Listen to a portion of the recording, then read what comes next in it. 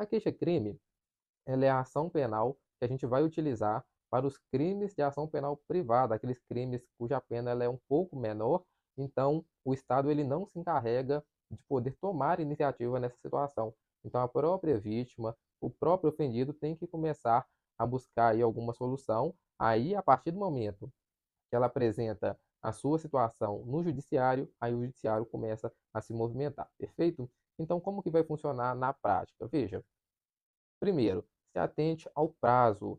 Quanto tempo você tem para poder ingressar com a queixa-crime a partir do momento que você tem conhecimento do fato criminoso? Você tem apenas 6 meses, perfeito? Se passou 6 meses, você não consegue mais buscar essa reparação, buscar essa condenação por parte de quem cometeu o crime, certo? Então, esse é o primeiro ponto. Agora, você também precisa saber quais os crimes são de ação penal privada. Então, como que você fica sabendo disso? A gente tem espalhados pelo Código Penal alguns crimes de ação penal privada, mas eu não vou aqui discorrer sobre todos. Eu vou falar aqui sobre os principais, que normalmente, quando a gente se depara com alguma situação de queixa-crime, é por crime contra a honra, calúnia, difamação ou injúria. Pode incluir também o crime de dano, que também ele é bem tratado aí no dia a dia da advocacia criminal, certo? Mas os principais são os crimes contra a honra. Então, se alguém te xingou em público, se alguém te humilhou, ou se alguém te ofendeu no particular e você não gostou, ou se alguém está imputando a você um fato criminoso que você não cometeu, então isso é um crime contra a sua honra e a partir disso você consegue ingressar com a queixa-crime para poder buscar aí os seus direitos, perfeito? Então, a partir do momento que você tem notícia, você vai fazer o quê?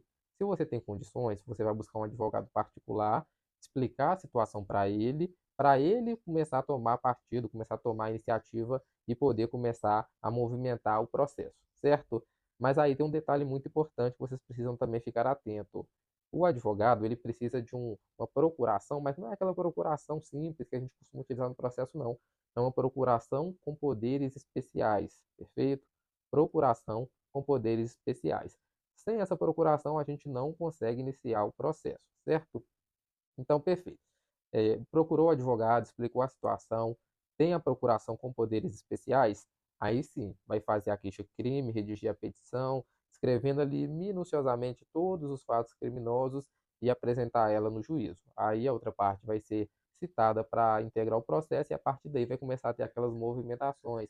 Audiência preliminar, se não resolver, depois tem audiência de instrução, para ao final a gente saber se vai ser uma condenação, uma absolvição, prestar serviço à comunidade, perfeito? Pagar uma prestação pecuniária, alguma sanção nesse sentido. Mas não é nada tão grave como uma prisão, por exemplo, porque algumas pessoas às vezes querem entrar com uma queixa-crime achando que outra pessoa pode ser presa, mas isso não vai acontecer, certo?